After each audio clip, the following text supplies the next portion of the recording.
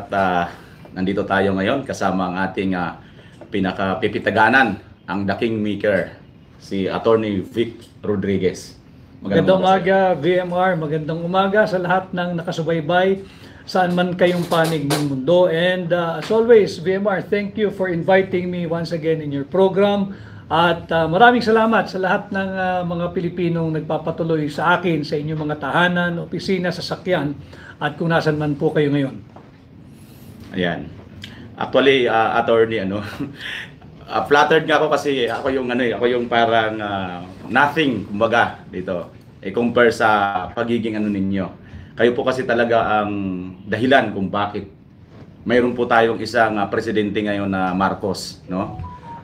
Anyway, hindi po yan ang ating pag-uusapan. Muli mga kababayan, live po tayo sa VMR channel at dito nga po sa third floor studio, kasama natin si Attorney Vic Rodriguez. At pag-uusapan natin ngayon, ano ba ang mga naganap? Ano ba ang mga nangyari at mga reactions po ng isang tunay at batikang abogado? Marami po kasi mga pinakawalan na mga medyo below the belt doon sa kagabi sa Quadcom hearing. Makiki-reaction po tayo or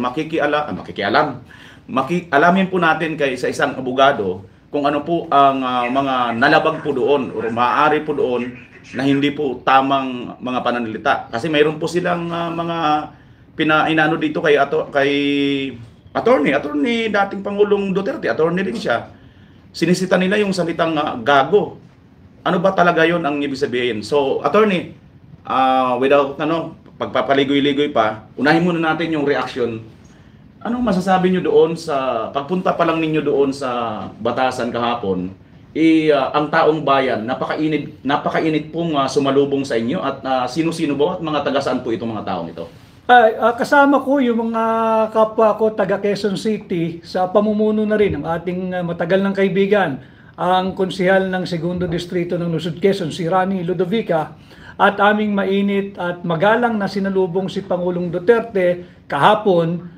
Bagamat kami ay restrict, bawal daw kaming lumapit doon sa gate ng Kongreso.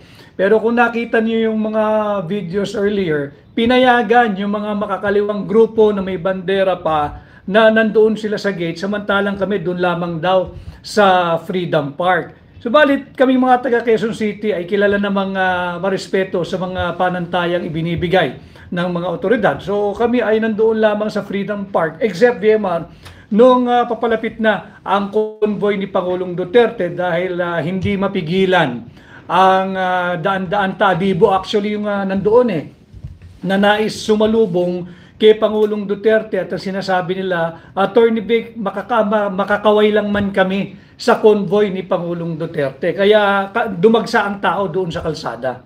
At isang maisog na pagpapasya ang ginawa ni Pangulong Duterte, knowing fully well what was waiting for him in that Quadcom hearing yesterday. Hinarap niya ng higit kumulang, if I'm not mistaken, 11 hours of marathon hearing. At ang pinakamaganda ron, marathon hearing para kay Pangulong Duterte. Pero hindi para sa mga inkwisador o yung mga nagtatanong sa kanya sapagkat ang dami-dami nila. Nagpapalitan, nagsasalita lang sila. Samantalang si Pangulong Duterte at his age, talaga namang hindi umalis doon sa kanyang upuan at nais yan tapusin kung ano pang mga nais itanong ng mga nag-iimbestiga di umano sa kanya doon sa Quadcom. Okay. Sige. Diretso na kagad tayo, attorney, sa isang katanungan. Yung nabanggit na nga po natin kaninang nauna. Kasi naging ito nang sinabi ni attorney PRRD na ang kahulugan po nitong gago ay idiot. Ano po ba ang ibig sabihin o ano po ba ang definition ng gago, attorney? Ito ba ay masama? Ito ba ay pagmumura? Kagaya nung may nagmotion doon, sinasabi tanggalin daw or to strike off the record, yung strike from the record, yung bad word na gago. Yung gago is a description of the quality and kind of the question propounded on the resource person. Pagka binibigyan mo ng gagong tanong, yung isang resource person na marunong, mahusay at matalino, kagaya ng pagkatao ni Pangulong Duterte, naturalmente, you expect a pushback from the person that you are asking a gago question. Hindi naman sasagot yun. May ulo yun eh. Matalino yun eh. And it was just a description. Hindi ito pangungutya. Hindi ito pamimintas. Kundi dinescribe lang niya yung uri ng tanong na binato sa kanya. At kung naniniwala yung resource person in the person of President Duterte, si Tatay Digong, na gago yung tanong, bakit naman niya sasagutin? So walang masama ho roon at walang bastos doon. And I think yung nag-raise ng parang point of order, punong-puno ng hypocrisy. Sapagkat, meron pa bang mas gagago doon sa paglulustay ng bilyong piso, 500 billion pesos na flood control program? Hindi ba dapat yan ang ating imbestigahan? Hindi ba yan ang talagang kagaguhan na lustayin mo o lustayin ninyo ang 500 billion pesos na flood control funds na nagresulta dahil sa inyong korupsyon, nagresulta sa kamatayan ng higit kumulang 200 Pilipino, kasama ng mga bata, kasama na kababaihan na inosente. Namatay sila dahil ninanakaw yung 500 billion funds. Yan ang kagaguhan. Tungkol na lang din sa funds ang pag-uusapan, attorney. Idagdag na rin po natin dyan yung Maharlika 500 billion investment funds. Ito po ay base sa ating mga nauna ng informasyon at ito naman po ay public. Ito po ay ni-railroad nila noon. Kasi nga nagmamadali dahil mayroon daw paggagamitan. Attorney, update nyo nga kami. Ano na bang nangyari doon sa Maharlika 500 billion investment fund? I am not the right person, VMR, to give you an update. Dahil kagaya mo at kagaya ng sambayan ng Pilipino, bulag din ho ako, kagaya ninyo, kung nasaan na yung bilyong pisong Maharlika Investment Fund. At ako'y naniniwala na tama, hindi natin kailangan ng Maharlika Investment Fund sapagkat nabanggit mo lang din, VMR, mga kababayan, alam mo ninyo, ang ating pambansang pagkakautang ay higit 16 trillion pesos na. Nako. Hindi pa ito kasama yung sa ADB loans. Hindi pa siguro kasama dito yung sa IMF or World Bank loans. Pag pinagsama-sama natin ito, mahigit 20 trillion pesos na ang ating pambansang pagkakautang. At base na rin sa isang ahensya ng gobyerno, NEDA yata ang nagsabi, na yung ating debt to GDP ratio is more than 60% now. Meaning, mas mataas doon sa accepted global standard ng pagkakautang or sovereign debt ng isang bansa, which is not healthy. Kaya sorry, I'll use your term again, at yung pinag-usapan kahagabi sa Kongreso, ito ay ang talagang nakakagagong ginagawa sa sambayan ng Pilipino. Yung paglustay, hindi natin titigilan itong paglustay ng 500 billion pesos of flood control funds. Hahanapin natin yan for the sake of transparency and accountability. Why? 200 Filipinos, innocent Filipinos died. Women, children, kalalakihan, malakas, mahina, may sakit, wala. 200 inosenteng tao ang namatay dahil nalunod sa baha. Dahil yung bahang yan, hindi dapat mangyayari kung hindi ninakaw yung pera po ng sambayan ng Pilipino na nagkakahalagang higit kumulang 500 billion pesos. Yan ang dapat natin pag-usapan. Okay.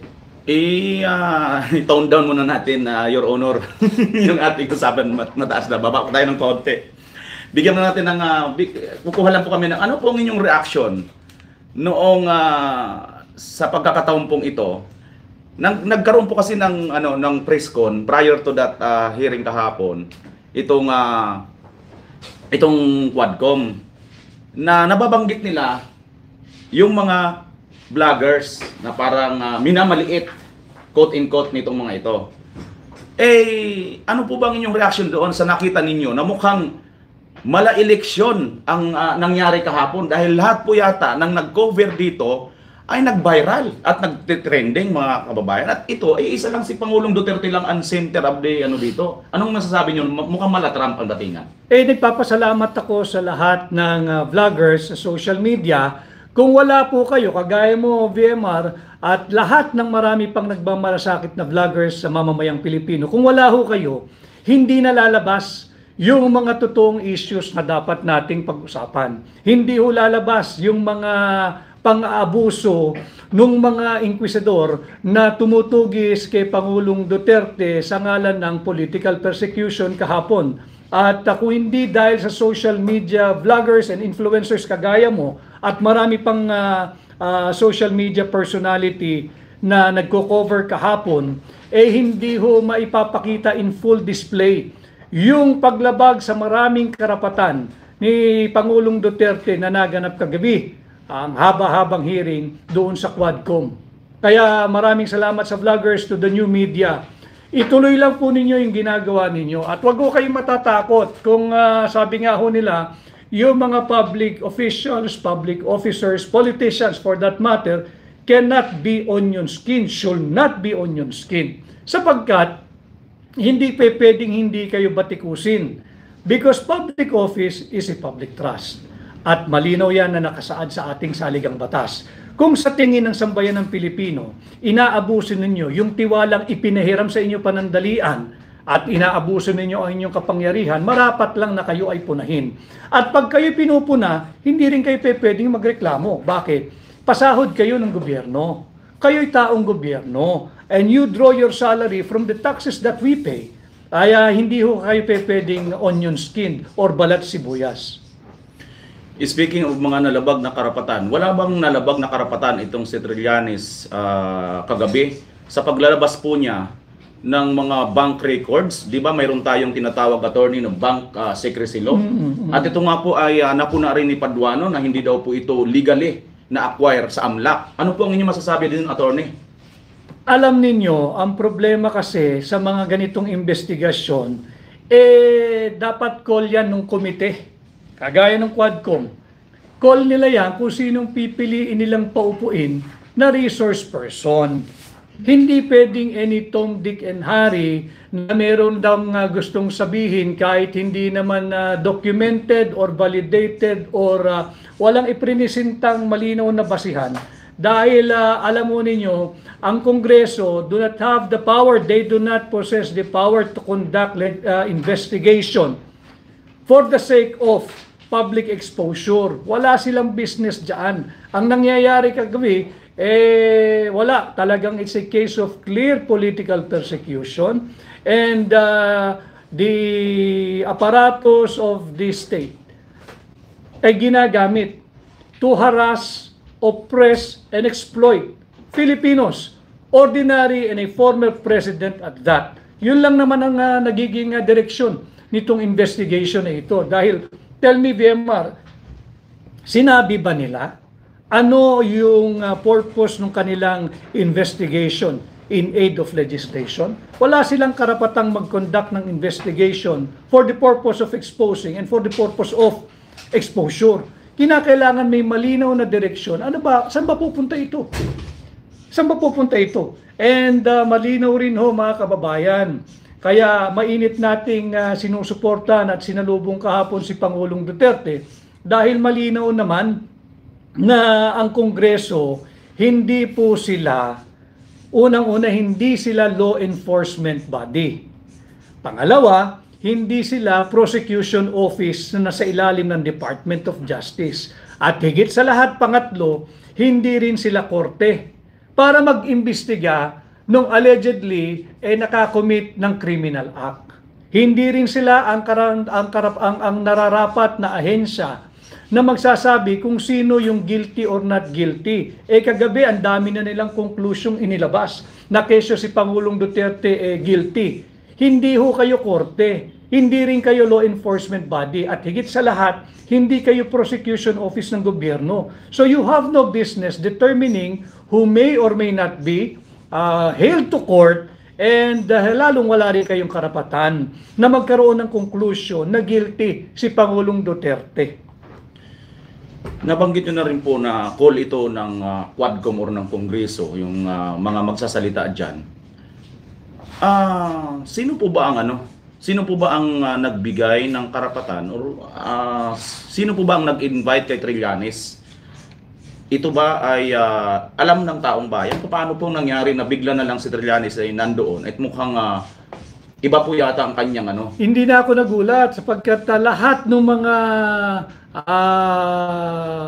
naroon kagabi, apparently they have something to say against former President Duterte. Wala namang problema ron. Sana man lang merong bahid ng katotohanan at na-verify yung whatever document that he or she will be presenting before the Quadcom. Because again, ladies and gentlemen, yung budget po na ginagamit sa kada hearing ng Senado o ng Kongreso, pera po ninyo yun, pera po ng Pilipino yun. At it's a clear case of waste of public funds. Wala na nga tayong pera at sige tayo ng sige ng hearing, wala namang malinaw na direksyon kung ano yung in aid of legislation na angulo roon. Imagine mo, VMR at mga kababayan, they're tracing back the alleged extrajudicial killings 2016 to 2022. Anong pwede mong i-legislate doon? Ang ginagampanan nilang parte ay yung papel ng, sabihin mo na, CIDG, investigation arm ng PNP, o kaya NBI, investigation arm ng Department of Justice. Hindi po kayo NBI, hindi po kayo CIDG, hindi po kayo Station Investigation Division ng mga local police. Kayo po ay legislators, kayo po ay mambabatas. At yung ginagawa ninyong investigation in aid of legislation, bistado po kayo ng sambayan ng Pilipino. Ito'y malinaw na paggamit sa puwersa ng gobyerno, sa puwersa ng pamahalaan, uulitin ko, to harass, oppress, exploit, humiliate, ridicule, and persecute President Duterte and Vice President Sara Duterte. Yan.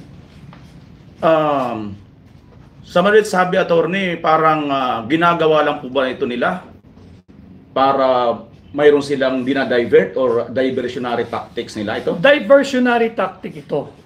Unang-una, yung pinagtatakpan nila pilit, etong galit na galit ang sambayan ng Pilipino. Hanapin ho natin, wag natin bitawan, wag nating tigilan.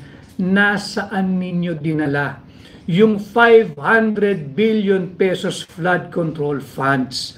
Nasaan yung 5,500 flood control programs di umano?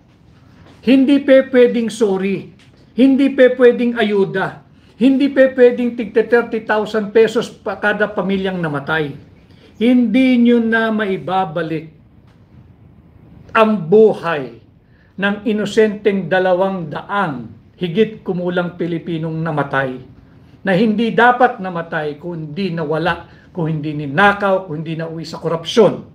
Yung 500 billion flood control funds, yan ang panagutan ninyo. Yan ang wag ninyong pagtakpan.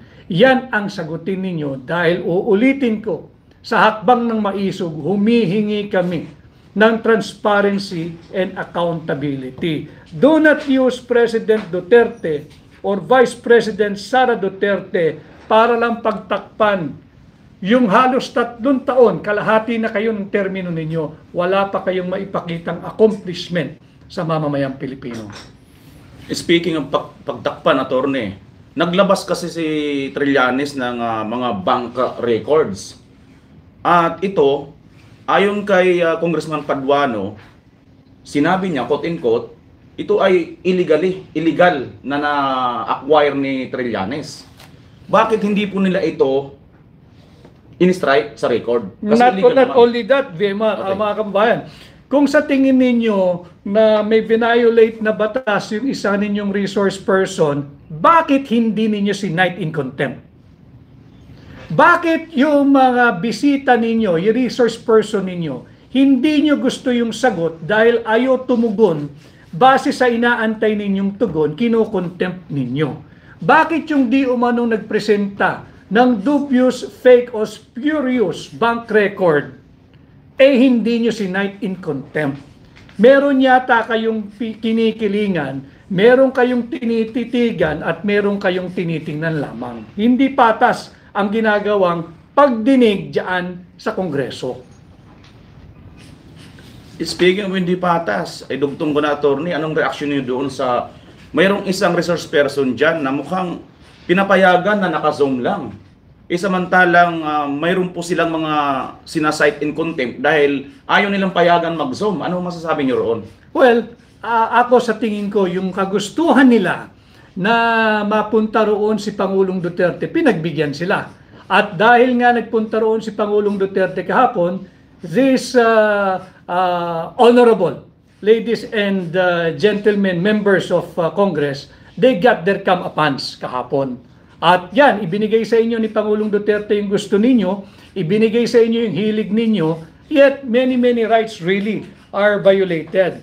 Pagka naupo ka doon, ang pangunahing nalalabag dyan ay yung ating Section 1, Article 3 of our Constitution. Yung no person shall be deprived of life, liberty, or property without due process of law. May nadedetine. Mga kababayan, diskurso po natin itong power of contempt ng Kongreso.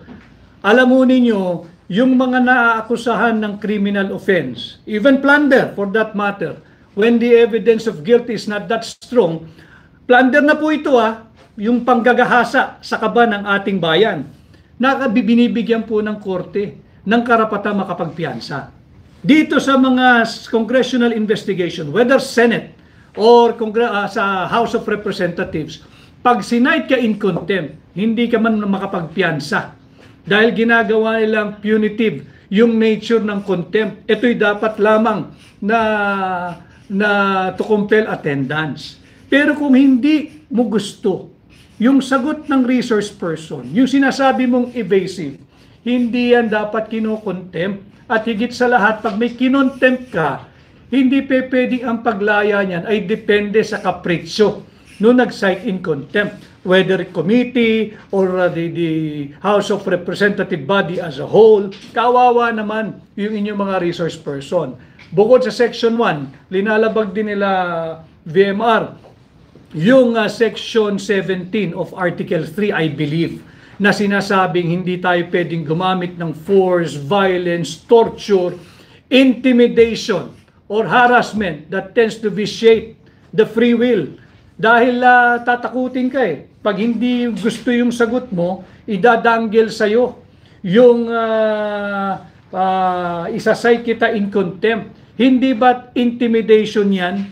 Hindi ba't harassment yan para magbago yung iyong pananalita, para magbago yung iyong tugon? And finally, yung ating po isa pang artikulo sa Section 3 ng ating saligang batas, yung right against self-incrimination. Walang tao, walang sino man ang pwedeng mamuwersa kahit kaninong tao na magtestigo laban sa kanyang sarili. Yan ang right against self-incrimination. And all of this are seemingly violated by these so-called congressional investigations in aid of legislation. Ito'y dapat malinaw sa ating mga kababayan kung bakit naninindigan ang hakbang ng maisog at sumusuporta kay Pangulong Duterte. At bukod dyan, dagdag ko na lang, nagiging mainit na ang ating usapan, tayo rin po ay sumusuporta kay Vice President Inday Sara Duterte. Dahil nakikita natin mga kababayan, nakakabahala na ang ginagawa nila. Ginagawa nila ito kay Pangulong Duterte. Ang kasunod po nito, they will move for the impeachment of Vice President Inday Sara Duterte. Wag ho tayong pumayag. Hindi dahil kayo'y supporter ni Vice President Inday Sara Duterte. Hindi ho. Wag tayong pumayag dahil sinasalaula nila yung klaro, legal, constitutional at malinaw na mandato ni Inday Sara para maging pangalawang Pangulo. She got 32 million votes. More than 32 million votes. At nais sila siyang tanggalin para lang palitan ng tao nila na just in case hindi makatapos yung nakaupong Pangulo ng kanyang termino o magbitiw, kanila pa rin ang poder ng pamahalaan. Wag po tayong pumayag. We should not allow them to move for the impeachment of Vice President Inday Sara Duterte. Let us protect, not just Inday, let us protect the 32 million Filipinos who voted legally, lawfully, constitutionally, and in a democratic fashion for Vice President Inday Sara Duterte to be our Vice President. Protektahan po natin yung mandato ng 32 million Filipinos. Yan. Nabanggit nyo na rin yan, attorney, yung tungkol dyan sa impeachment na yan. At meron pong pagkakataon na hindi ko alam kung 2 times or 1 time, nabanggit po ito ni Trillanes dyan sa hearing na yan. Ito na ba, attorney, yung sinasabi nyo na yan? Talagang yun talaga ang focus nila? Impeachment para dito kay VP Inday Sara? Ang focus nila ay siraan, yurakan, at kutyain ang pangalan ng mga Duterte. Pilit silang sinisiraan dahil mahal na mahal sila hanggang sa ngayon ng mamamayang Pilipino. At patunay niyan ay meron ng live viewers ang VMR channel ng 7,400 live viewers. At ito ay hindi dahil kay VMR o hindi dahil kay Atty. Vic, dahil ang topic natin ay ang pagsasalaula, pang-aapi at pangungutyang ginagawa kay Pangulong Duterte at kasunod na ang impeachment ni Vice President Inday Sara Duterte. Huwag po tayong pumayag. It's time that ordinary Filipinos assert your right. Huwag tayong pumayag na salaulain ang ating saligang batas at ang nais lang naman ng mga ito ay mapanatili ang kanilang sarili beyond their 6-year term mandate nung sila ay hinalal. Napakaganda, attorney, ng iyong mga ano. Ayoko muna sana kayong putulin. Kaya lang, na-mention nyo na rin ang ating mga viewers. This is live. Sa viewers po ng VMR channel ay 7,400 na po. And then sa third floor ay 37 mga kababayan. At sa Facebook pa, sa iba't ibang mga account pa ngayon na nakatutok. Nasabi nga ni Atty. Vic, hindi po dahil sa akin at hindi daw po dahil sa kanya. Although alam ko siya po rito yung center of attraction. Mga kababayan, sa mga viewers natin ngayon, kung mga ito ay live, no? Minamarapat ko po bilang host na gusto ko pong magbigay din po kayo ng bato kayo ng katanungan kay Atty. Vic at ikikater po natin kasi po Atty. Vic, kung inyo po nga mapapansin, mayroon po tayong viewers dito na general. Mayroon po tayong mga men in uniform na nanonood po sa atin. So napakahalaga po ng ating tinatalakay ngayon. Ako po kasi bilang isang ordinaryong mamamayan, wala akong kaalaman tungkol sa batas. At yung mga tinatalakay po ninyo ay mahalaga po malaman ng taong bayan according sa kung ano talagang sinasabi ng batas ng ating bansa. So, okay po kayo, open po sa mga pakibato po sa amin kung ano po yung mahalagang question na ng ating live viewers. So, tungkol naman po, attorney, doon sa na-mention yung Danilo Mangisel. Attorney, can you enlighten us about your view by PRRD's sentence, guilt is personal? Ano po ang inyong masasabi doon? I have to be honest with you, VMR, hindi ko na panood eksakto yung portion nung hearing na binanggit yan ni Pangulong Duterte. But based on the question propounded now by the one of our viewer, Danilo Mangisel, I hope I got your name right, Danilo Mangisel. I think sinasabi lang niya, klaro sa kanyang kalooban, klaro sa kanyang pagkatao, klaro sa kanyang pagkakaisipan na hindi siya nagsisisi doon sa ginawa niyang war on drugs dahil uulitin ko, sinabi ni Pangulong Duterte, he did it for you, he did it for me, he did it for the Filipino people dahil mahal niya ang sambayan ng Pilipino. Lagyan ko lang ito ng konteksto ng batas. Alam mo ninyo, kapag ikaw ay nahalal na bilang Pangulo ng Republika ng Pilipinas, isa ka ng ama ng bawat Pilipino. At pag ama ka ng bawat Pilipino, obligasyon mo hindi lamang pakainin ang populasyon, hindi lamang pakaingatan ang populasyon, kundi bantayan at labanan ang lahat ng bagay, aparato at krimen na sumisira at sisira dito. Ulitin ko, tanggalin natin mga kababayan yung pagiging ipokrito. Lahat tayo, mapa-AFP personnel ka. Yung mga ating sundalo, alam kong nakikinig kayo. Yung ating mga kapulisan, alam kong nanunood kayo. Yung ating mga security guards, hindi po ba periodically you are subjected to a drug test or drug examination? Bakit? Dahil ayaw ng pamahalaan sa adik.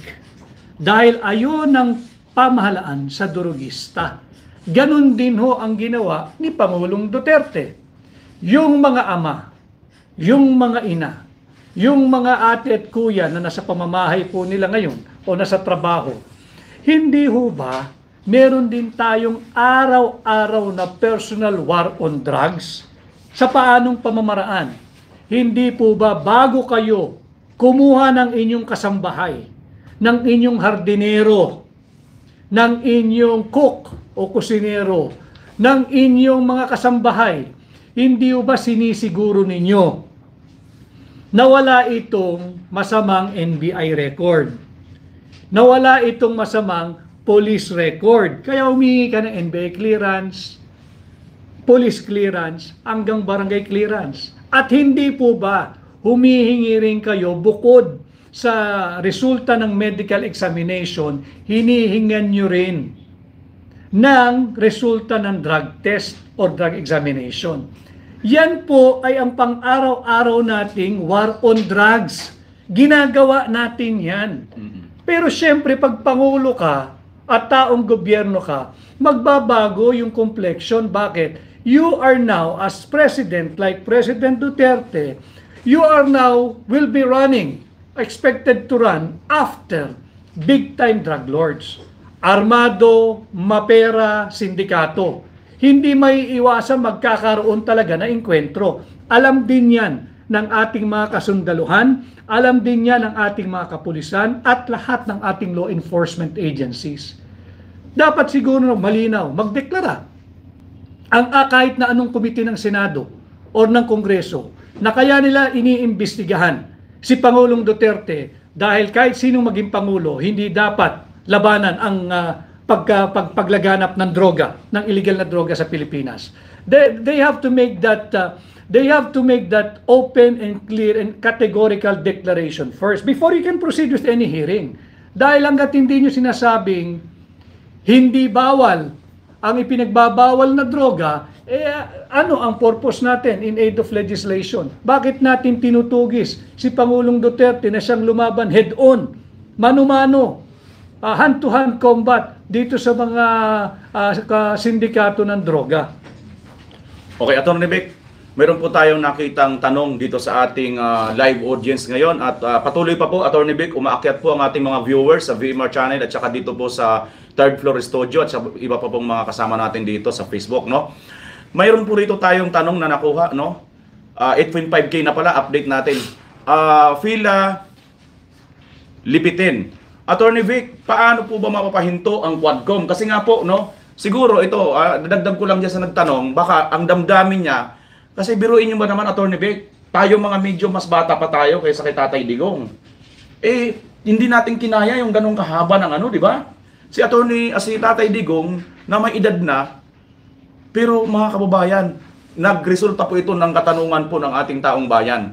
Paano po ba ito mapapahinto? Ano sa tingin po ninyo? Unfortunately, VMR at mga kababayan, there is no way to stop that Quadcom congressional investigation. Wala ho tayong pamamaraan na matigil yan, except yung mismong mga chairman ng Quadcom ay sila mismo magsabing tama na ito at wala naman talagang patutunguhan ito, because not even the courts can stop or halt the ongoing investigation dahil alam naman natin may mga tatlo tayong sangay ng pamahalaan, ang executive, ang judiciary at ang legislative. So kahit tayo magpunta sa korte, ang korte ay hindi makikialam, sasabihin nila may kalayaan ang legislative body to do what they want at meron silang yung pagiging co-equal branches of government. Ang tingin ko na pinakamainam na pamamaraan kagaya ho ng ginagawa ninyo ngayon. Libo-libo ho ang nanonood sa inyong programa VMR ngayon at sa programa ng Third Floor Studios, halos 10,000.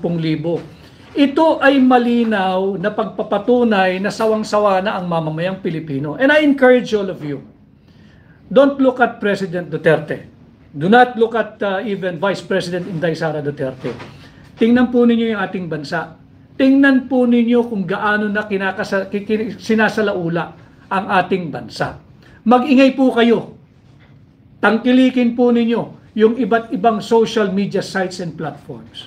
Magkomento po kayo, mag-ingay po kayo, manawagan po kayo na itigil na yan, walang saysay na paglustay sa pera ninyo ng sambayan ng Pilipino sa pamamagitan ng mga in aid of legislation kanilang hearing, pero ang katotohanan ay in aid of political persecution. Tama na, 3 taon nang mahigit magtatatlong taon na itong administrasyong ito, walang gawin kundi pakasiraan ang pamilya Duterte. Si Pangulong Rodrigo Roa Duterte, si Vice President Inday Sara Duterte, nababanggit kahapon, pati si Congressman Pulong Duterte at si Mayor Baste Duterte. So makikita mo, target specific ang kanilang atake. Duterte lang ang kanilang tinatarget. Duterte lang ang kanilang buong gustong wasakin yung buong pamilya Duterte.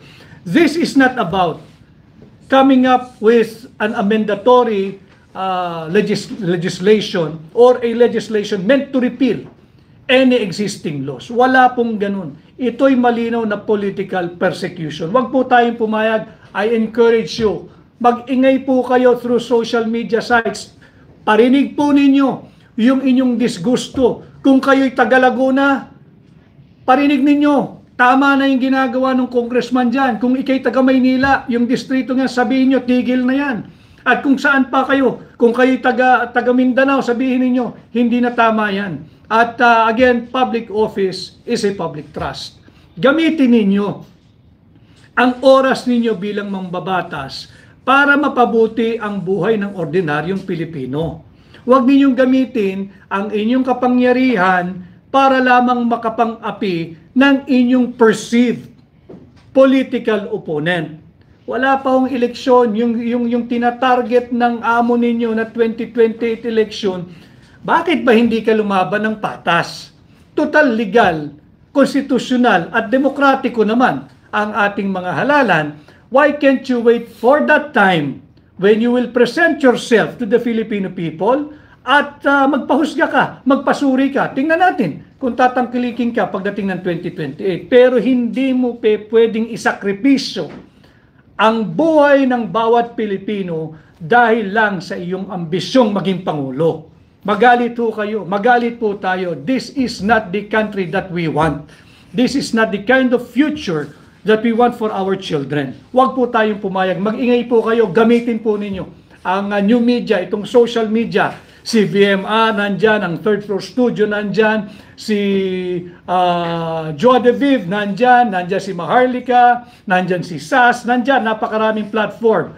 At mag-ingay po tayo, yung sa Cebu area, sa Visayas, nandyan si EB, napakarami ho. I-register po ninyo yung iyong disgusto at inyong galit sa ginagawang political persecution ng kasalukuyang administration. Ulitin ko, wag ho nating tigilan ang paniningil. Nasaan ninyo dinala yung 500 billion pesos flood control funds? Ito ang tunay na issue. Nasaan ang 500 billion pesos flood control funds? Nawala, ninakaw, kinurap. Anong resulta? Higit 200 Pilipinong inosente ang namatay dahil sa baha. Yan ang issue. Yan ang panagutan ninyo. Okay. Attorney, bakit ganon? Kasi yung hearing na ito, sa pagkakaalam ng taong bayan, mukhang malaki yata ang budget nito at milyon-milyon yata ang halaga. Bakit nung si Marcos minsan nagsabi na wala daw po itong wala daw pong budget na tayo, wala na daw po tayong pera. Nasaan naman din nila dinala, bukod dyan sa sinasabi ninyo na yan, na 500 allocation para sa flood control project na yan, saan nila dinala naman yung pinagbilhan naman ng ginto na 25 tonelada? Unang-una, babalik tayo mga kababayan. Ang ating pong pambansang pagkakautang ay higit kumulang 16 trillion pesos na as I am being interviewed but by VMR this morning.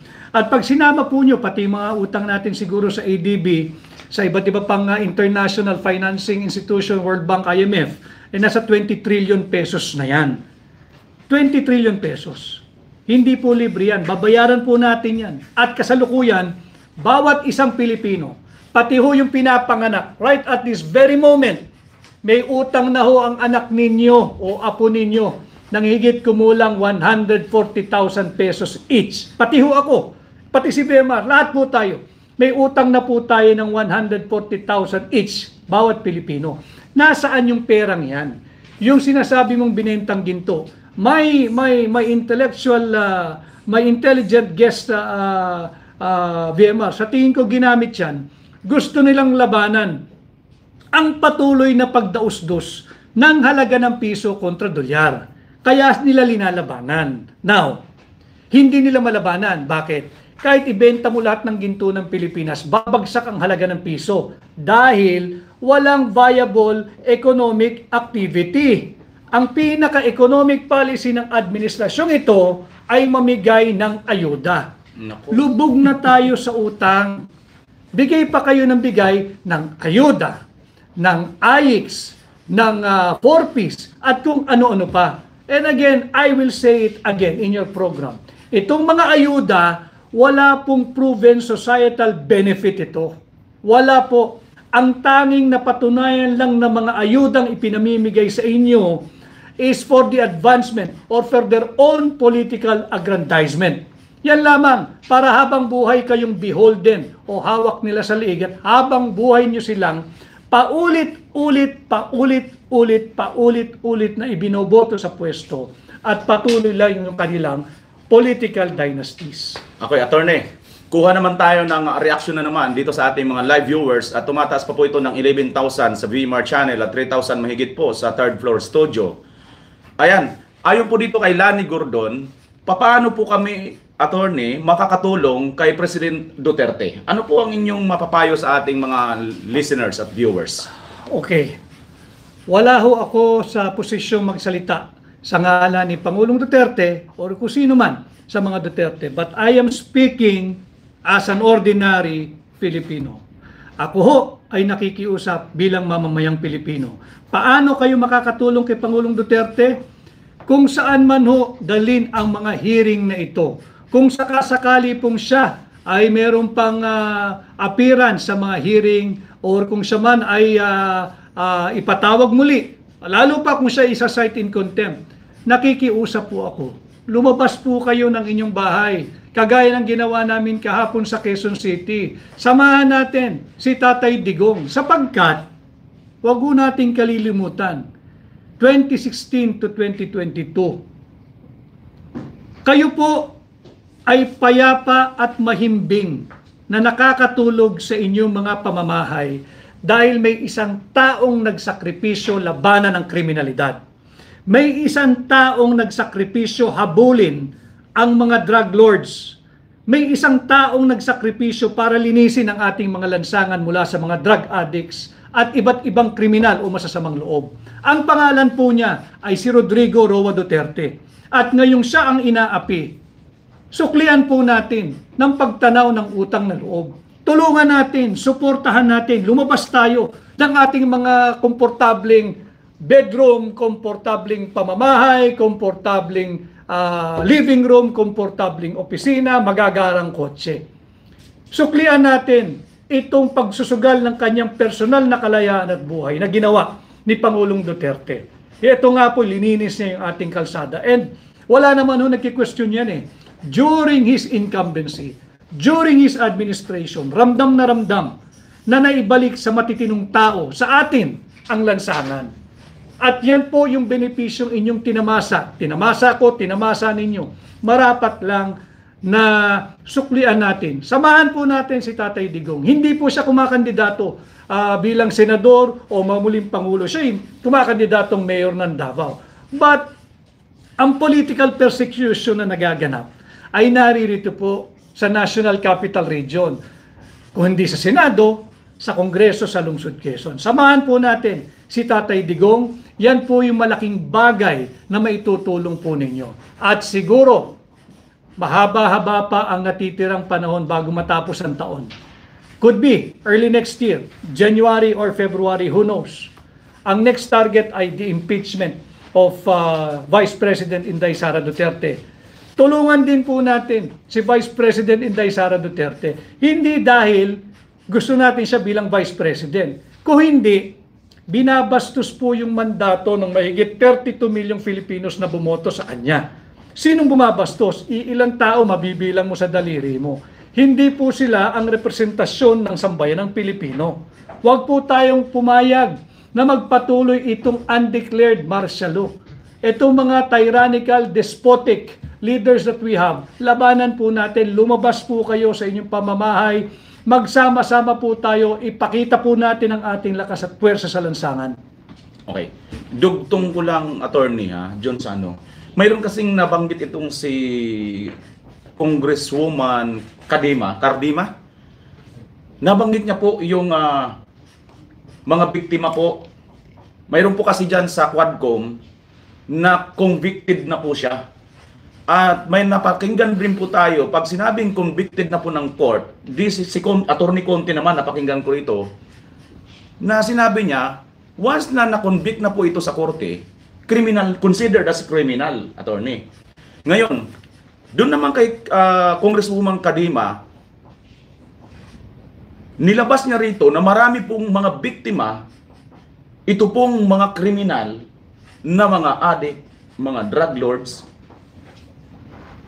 Karugtong doon, attorney, hindi ba po pwedeng sila rin kung paano sila makatulong? Di ba sila naman ang sumama rin para ipagtanggol din sa Tatay Digong? So, yung aking panawagan, yan yung mga nagbenepisyo doon sa war on drugs si Pangulong Duterte. Pati na yung mga pamilya ng biktima ng krimen dulot ng droga. Magsama-sama po tayo. Sa Kongreso wala tayong aasahan. Sad to say, wala tayong aasahang patas sa pandinig. Kung titingnan ninyo ho yung hearing kagabi, halos lahat ng katanungan, wala namang relasyon doon sa batas na ninanais nilang ipasa, amendahan o i-repeal. Kaya hindi ito maituturing na investigation in aid of legislation. And again, I've said this many times. Yung Kongreso po natin, they have no power to expose for the sake of exposure. Nagpapakitang gilas lang naman lahat sa maling paraan. Ito'y malinaw na political persecution. Ulitin ko, wala tayong debate, VMR. It is within the inherent power of Congress to conduct investigation in aid of legislation. But they should not arrogate unto them the powers of a prosecution body and the powers of the court. Dahil hindi po kayo law enforcement body, hindi po kayo prosecution office under the Department of Justice, at lalong hindi po kayo korte para magsabi kung sinong guilty at hindi guilty. Kayo po ay mambabatas, gawin ninyo yung trabaho nyo, makapagpasa ng mga batas na makakapagpabuti sa buhay ng mga ordinaryong Pilipino na hirap na at patuloy pang nabibigatan at nahihirapan dahil sa patuloy na korupsyon. Babalikan ko, ang imbestigahan ninyo nasaan yung 500 billion pesos flood control funds. Ang imbestigahan ninyo nasaan yung 5,500 na di umunong flood control programs. Ang imbestigahan ninyo, sino ang dapat managot sa pagkamatay ng higit 200 inosenteng Pilipino na nalunod sa baha. Buhay pa ho sana yung mga batang paslit na yan, yung mga ina, yung mga kalalakihan, kung hindi ninakaw yung pondong para sa flood control program. Ayan. Speaking dyan, attorney, mayroon naman tayo kukatin na reaksyon. May katanungan dito. Si Soji Ricafort, may napatunayan ba si Trillanes sa mga akusasyon niya at bintang kay Tatay Digong? Let's not even talk about the personality, the individual personality. Simple lang And I will re-echo as a Filipino and as a lawyer ng aking brother in the profession of law, si Pangulong Duterte. Kung meron kayong ebidensya at matagal yun ang sinasabi na meron na kayong documentary, testimonial, object evidence, even corroborative statement from witnesses, bakit hindi nyo na isampa ang kaso laban kay Pangulong Duterte at iba pang inaakusahan ninyo na guilty dito sa tinatawag ninyong extrajudicial killings dahil doon sa ginawa niyang war on drugs? Hindi nga nila may sampa yung kaso dahil unang-una hindi sila magkasundo sa bilang ng di umano'y namatay dahil sa war on drugs. May nagsasabing 40,000 daw ang namatay sa war on drugs. 40,000. Alam mo ninyo, bigyan ko kayo ng malinaw na visual kung ano ang itsura nung sinasabing may 40,000 namatay. Panoorin po nyo yung armadong sigalot sa pagitan ng mga Israeli at Hamas na lumalabas na minsan nasa Iran sila, nagkakagera doon. Makikita naman natin, minsan nasa Lebanon. Yun, mahigit 40,000 na raw ang patay. May nakita ba kayong ganung kalaki na pagkasira na naganap dito sa atin sa Pilipinas? 40,000 ang patay para akusahan ninyo si dating Pangulong Duterte. Hindi nga kayo magkasundo sa figures ninyo eh. Wala ngang malinaw na authority kung sino ba ang nagbibigay ng napakalabong, exaggerated yung figure na yan. Okay, dahil dyan attorney, mayroon pong follow-up naman na tanong itong ating viewers uli, si Alon Nipo. Attorney Vic, bakit po pinayagan si Trillanes na magsalita? Di ba AGK lang yung usapan? Tama. And totally unrelated yung sinasabing pera na nakamal nung hindi lang ni Pangulong Duterte kundi ng buong mag-anak na Duterte. At ito'y dapat malinaw na hindi na pinayagan dahil ulitin ko, you do not weaponize shame in the guise of legislative inquiry. You do not weaponize shame to persecute, humiliate, ridicule, and destroy the good name of anybody, most especially President Rodrigo Roa Duterte. Hindi tayo dapat pumayag dyan. At ulitin ko, sinasabi niya 2016 pa ron niya merong dokumento. After 8 years, wala kang na isasampang kaso. Kung meron kang pinangahawakan, sampa mo. Kakampi mo administrasyon ngayon. Bakit hindi mo maisampa? Kung naniniwala kang kompleto ka sa ebidensya, lahat yan, pati sa extrajudicial killing di umano, sampa ninyo.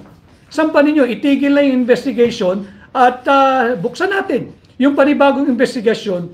Ulitin ko, tungkol naman sa walang humpay na nakawan sa gobyerno.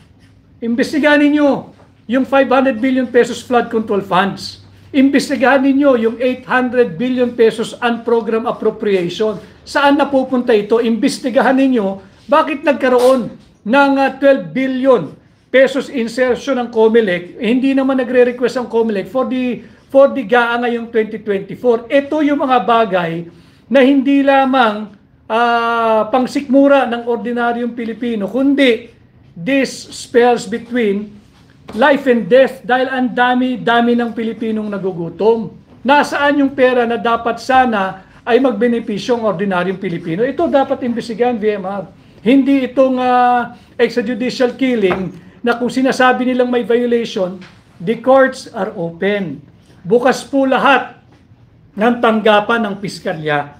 Aktibo po ang ating Department of Justice. Buhay ang ating NBI. Buhay ang ating CIDG. At buhay ang ating mga Station Investigation Division ng Police. Bakit hindi kayo magsampa ng reklamo, imbestigahan at isampa ang kaso laban kay Pangulong Duterte at kung sino-sino pang binabanggit ninyo? Ulitin ko, it's a clear case of political persecution. Pinalalambot yung pagmamahal ng Pilipino laban kay Rodrigo Roa Duterte. At ulitin ko, maybe this December or maybe early January or February of next year, bantayan po natin, isusunod po nila ang impeachment ni Vice President Inday Sara Duterte. Huwag po tayong pumayag, protektahan natin ang 32 million Filipinos who voted legally, lawfully, constitutionally, and in the most democratic fashion kay Inday Sara para ating maging pangalawang Pangulo. Huwag ho tayong pumayag. Okay. Ayan, attorney, ano, bago tayo mag-wrap up, dugtong ko lang, attorney, muna saglit. Mayroon kasi akong nabanggit kasi ninyo yung 800 billion. 800 billion unprogrammed fund. 800 billion unprogrammed fund. Ano po ba ang... Sorry po. Na-distract ako. Sorry lang po. Ano po ba ang inyong pagkakayo po ay mahalal? At naniniwala po ako bilang isang ordinaryong mamamayan, nararamdaman ko po ang inyong sinseridad sa pagkandidato bilang senador. Nangyari po ito, insertion ng BICAM. Yung 800 billion na yan, attorney, yung tanong ko na nabanggit ninyo kanina, ano ang iyong magagawa? Ano ang inyong magagawa kung kayo po ay senador na para pigilin itong walang kapararakan na BICAM na sekreto ito, hindi ito pinapaalam sa publiko na napakalaking halaga, almost sa idin ang kaban ng bayan. Pero attorney, bago nyo po yung sagutin, yan po ang ating part 2 kasi nga po ay ano tayo eh. About na po ito sa ano, mga kababayan, about na po ito dito ngayon sa kay attorney na mismo ang ating pong mag-uusapan, ha. Yan po muna. Standby muna, medyo relax muna. Relax muna tayo mga kababayan. Salamat. Ang viewers daw po ni BMR Channel ngayon ay umabot na po ng 12,000 mahigit 12,700 at third floor studio for 3,400 500. Pataas po ng pataas mga kababayan. So yung part 2 natin, ito na po ay mga tatanungin na po natin si attorney kung ano po ang kanyang magagawa para sa taong bayan. At message muna, attorney, bago tayo pumunta. Thank you, VMR. Nakalimutan ko, kandidato nga ho pala ako. I was so intense and passionate in discussing the many aspects of the many rights of an individual that have been violated continuously and repeatedly in the ongoing investigation, apparently in aid of legislation. Ako po ay thank you for the opportunity, VMR. Maraming salamat po sa lahat ng sumama sa aking ngayong umaga sa programa ni VMR, sa third floor studio at iba't ibang social media platform. Ako po ay kumakandidato bilang senador at ang aking sentro po ng aking kandidatura ay inaanyayahan ko kayong lahat. Samahan po ninyo ako sa ating war on corruption. At kung ako ho ay paihiramin ninyo ng inyong tiwala at mandato, ibabalik ko ho ang death penalty sa dalawang specific criminal offense. Plunder at yung mga drug-related under the Dangerous Drugs Law of 2002. At sisiguraduhin po natin na sisimulan natin yung war on corruption at pagbabalik ng death penalty. Ibababa po natin ang threshold ng plunder from 50 million to 5 million pesos sapagkat wala hong logic o wala pong common sense yung 50 million na threshold. Bakit tayo kinakailangan mag-intay makapagnakaw ang mga tiwali sa gobyerno ng 49.9 million pesos bago sila tumigil at hanggang 50 million pesos bago sila ikasuhan ng plunder? Kahit sa Biblia, yung ating mga kaibigan dyan na sa religious sector, kahit po sa Biblia malinaw po yan, huwag kang magnakaw. Kaya itong pagnanakaw sa kaban ng gobyerno, babalik po natin, sisikapin kung ibaibalik ang death penalty dahil ang pagnanakaw at korupsyon sa pera nating mga Pilipino, hindi po isa ang biktima rito. Ang biktima po rito ay ang mamamayang Pilipino at ang kinabukasan ng kabataang Pilipino. Anyway, meron po tayo kanyang part 2. Doon po natin pag-uusapan all about our war and corruption at ibabalik po natin ang death penalty. Okay. So ito po mga kababayan, ay ulitin natin to. Sana samahan nyo kami ulit mamaya. Magbe-break lang po tayo pansamantala. At asahan ko po kayo mga kababayan, umatiga po ang ating pag-uusapan kasama natin si Attorney Vic Rodriguez at malalaman po natin mga kababayan kung ano po ba talaga ang dapat natin pong malaman at dapat po nating makuha sa isang kandidato at yung criteria na hinahanap po ng mga Pilipino. At aalamin na rin po natin kung, kasi 'di ba dati si Attorney Vic ay siya nga yung kingmaker ni Marcos. Ano ba, kailan ba siya nag-umpisa para mapasama or magsuporta sa ating pinakamamahal na Tatay Digong? Mamaya mga kababayan, sa aming pagbabalik ha, magbabalik po kami, wag po kayo mawawala, samahan niyo po kami muli. Muli, this is Bimar Channel, Third Floor Studio, at syempre ang ating Attorney Vic Rodriguez, Senador. Maraming salamat.